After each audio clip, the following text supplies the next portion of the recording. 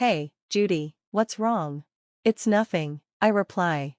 It's a cold day in December, and Christmas music fills the streets. I pause to admire a shiny tree ornament. My husband, Dan, walks a few steps ahead, his breath fogging the air. He turns back, smiling softly at me, his ears red from the chill. I adore the way he looks at me. I think to myself.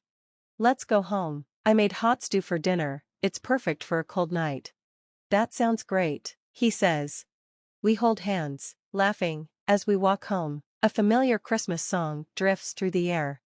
I'm Judy, I say. What I'm about to share is a strange Christmas miracle I experienced a few years ago, and the events that led to it. You're late, Dan snaps as I walk into the apartment. His sharp words make me cringe. Where have you been? I just went to the nearest deli to grab the hot sauce we ran out of. It was a freezing day in mid-December, and just a short while ago, he'd sent me out into the cold without my coat. Do you think I'm a fool? I work hard to pay the bills. When I come home, I expect dinner to be ready and perfect. Can't you even handle that? I stare at the floor as he rants. No hot sauce? How am I supposed to eat chicken wings without it? And why do you always look so lazy? You're messing everything up. I'd hurried out earlier, bought the sauce, and rushed back, but now he's even angrier. You went to a deli? Are you crazy? It's cheaper at the supermarket. He glares at me, pointing at the bottle like it's some kind of crime. I can't help but answer back. The supermarket's farther away, and the food would have gone cold. I didn't have time for that. Besides, the chicken wings tasted fine even without the sauce. Are you seriously talking back to me? He roars. Where's your apology? I already said I'm sorry. But my response only fuels his rage. He shouts at me for another hour before flipping his plate of chicken wings and storming out to eat elsewhere. A few days later, I visited my childhood neighborhood to clean my parents' house, which was up for sale. I stopped by to see an elderly woman I've always called Grandma. Grandma, your predictions have always been right, until now, I tease her. I don't make predictions, she says with a mysterious smile. But you do, I insist, laughing. You've always known what's going to happen, like when you told me not to go to the mall, and later that day, lightning struck it, or when you told me to go outside on a sunny day, and my house was robbed while I was out. If I'd been home, I might have been hurt, or worse. Grandma just chuckles, brushing it off. I pause, my tone growing serious. You even helped me prepare for my mom's illness. Your advice gave her peace of mind before she passed. She told me you said I'd have something wonderful happen on a Christmas not too far away. It made her happy to think I'd have a bright future.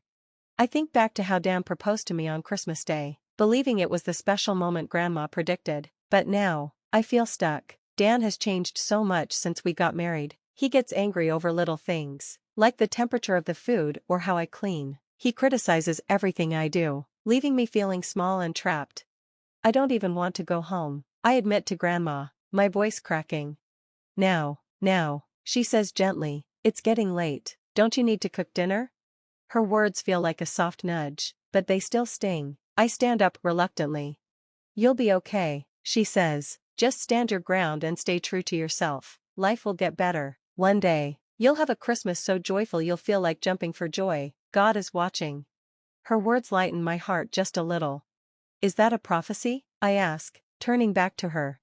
Grandma smiles mysteriously. Let's just say I'm an old woman sharing wisdom.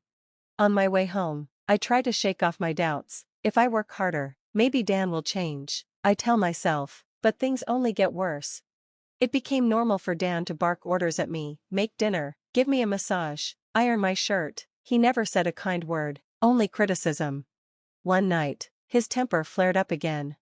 Who do you think you are? He snapped. Why, what did I do? I asked, confused and weary. But once again, I was left questioning why this marriage had turned into a constant storm of anger and hurt. You don't even have the decency to greet me when I get home, Dan yelled as soon as he walked in. Who do you think you are, staying out so late? Now I have to heat up my food in the microwave. God darn you. I sighed deeply. I told you I had a co-op meeting tonight. I even left a note on the table. Shut up. That's no excuse for lazy cooking, he snapped. Lazy? What are you talking about? I made the main dish and all the sides, just like always, I replied, trying to stay calm.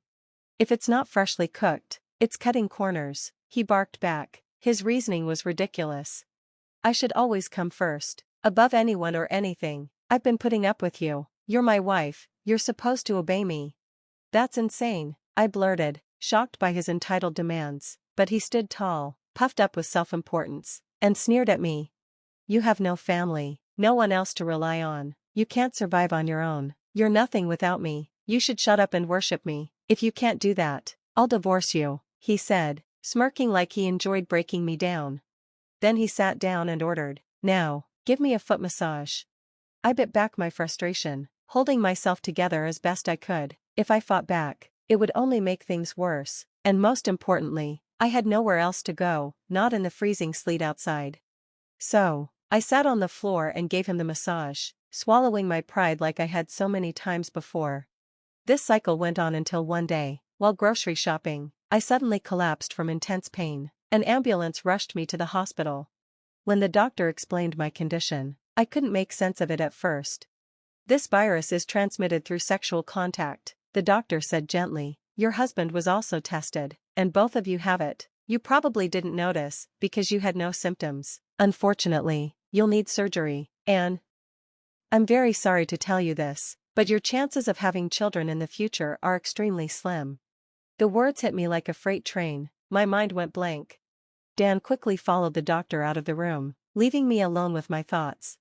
I can't have a baby, I whispered to myself, over and over, as the weight of it sank in. Slowly, the shock turned into an overwhelming darkness inside me. I needed answers. Forcing myself to stand on unsteady legs, I tried to follow them. Wait, doctor, Dan, I called out, but I froze mid-step when I overheard their conversation. And in that moment, I realized something that would change everything. So, does everyone need to get tested? Exactly, they all need treatment at once, or it'll just keep coming back to you, the doctor explained. Do they even know what the test is for? Dan asked, his voice persistent. Of course they do, the doctor replied, clearly getting annoyed with him.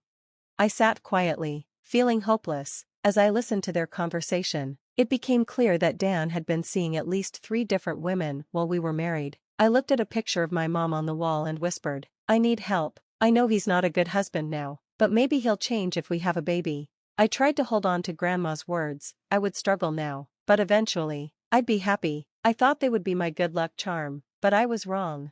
Dan didn't seem to care about me at all. He was always focused on his own health, going to the hospital for his checkups, while I suffered in silence. I longed for a family of my own, a husband, kids, and a home. Tears streamed down my face as I held the picture of my mom. Mom, I sobbed quietly. Suddenly, Dan appeared. What are you sitting around for? Dinner's not ready. He threw papers on my head as I sat there. These are divorce papers, he said, his voice cold. This is your punishment for ignoring me and making a fuss. You're so depressing, he sneered. I'm ready to divorce you anytime. You're the one who will suffer, not me. If you don't want that, start doing your duty. I'm not slacking, I mumbled, too tired to argue anymore. Oh, there's one more thing, no living expenses for you this month, he added with a smirk. He stepped closer. I'm giving you a chance to reflect. Know your place. If you don't obey me, it's over. Once he finished his rant, he left the room, looking satisfied with himself. Divorce. The word hung in the air, my emotions numbed as my eyes fell on the papers with Dan's signature.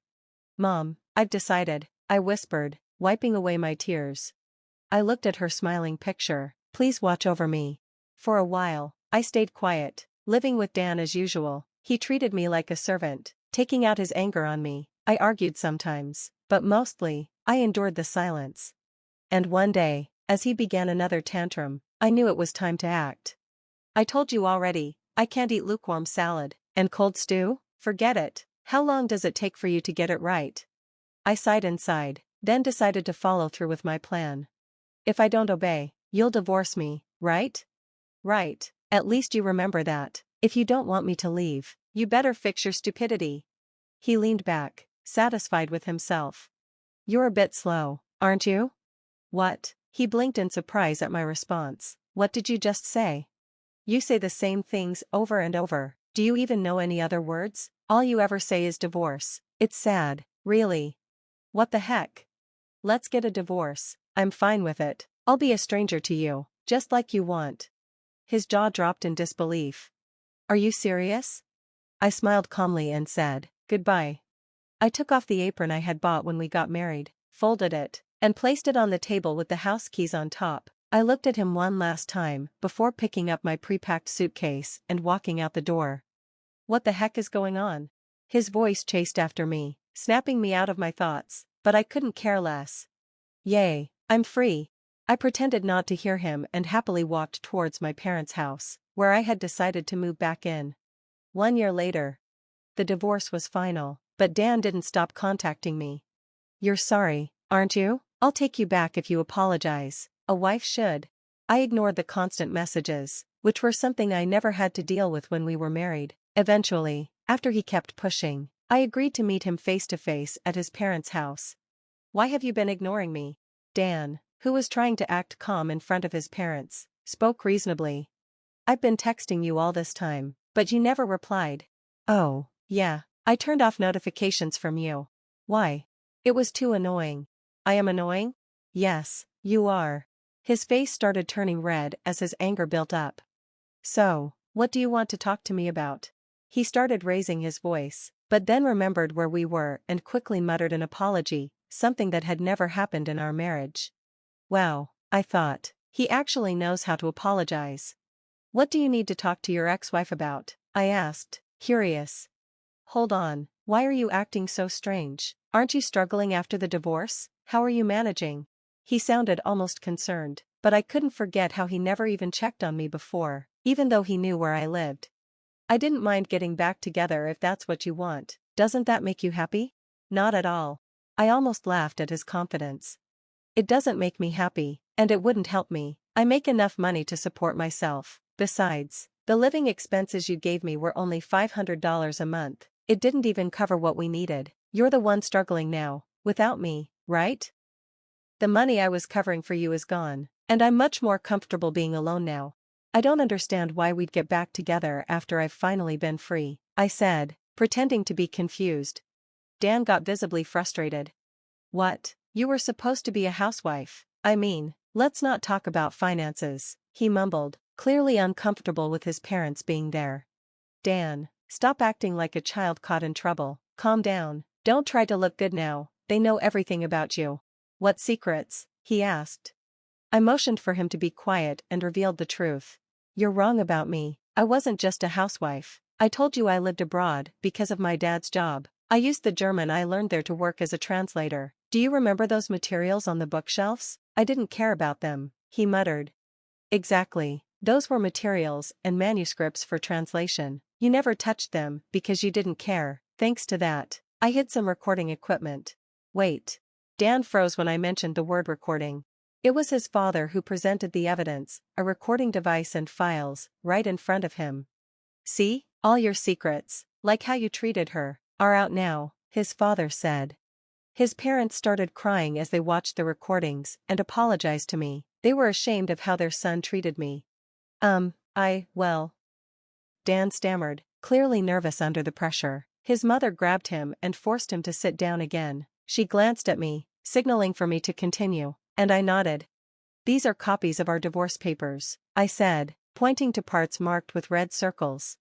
You know what these are, right? No way.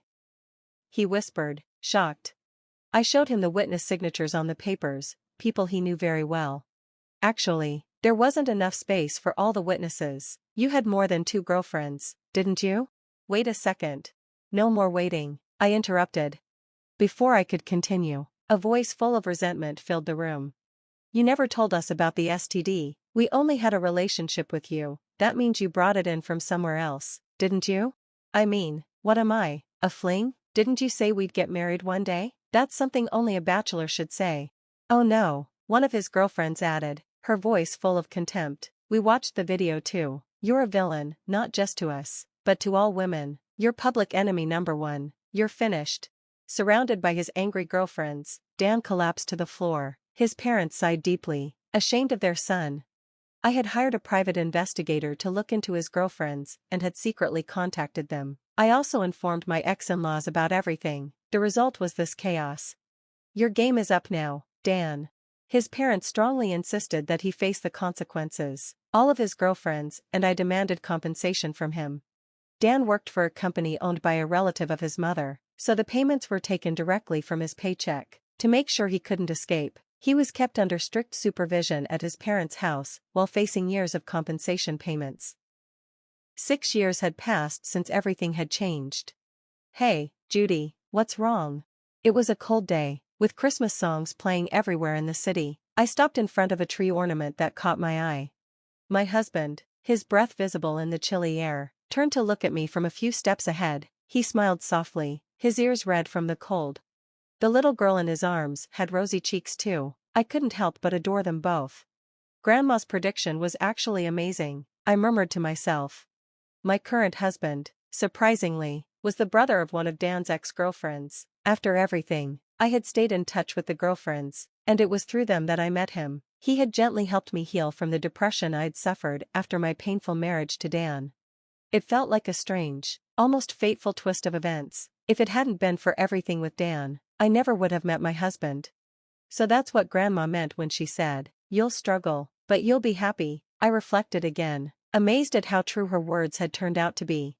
And, against all odds, I had gotten pregnant after we married, something I had been told was highly unlikely. I still remember the Christmas day when I was rushed to the emergency room and the doctor announced that I was pregnant. We were overjoyed, jumping up and down like kids, and the nurse scolded us to calm down. It felt like a true Christmas miracle. This time of year always brought those memories rushing back. I had been hurt deeply by Dan, but now, I was so happy. "Mommy." I was brought back from my thoughts as my daughter left my husband's arms and ran to me in her fuzzy coat. "Nothing, let's go home and have dinner. It's hot stew for an especially cold day, I've already prepared it." "Sounds great." "Yay." Laughing, we held hands and walked down the street together. And from somewhere, a familiar Christmas song played in the background.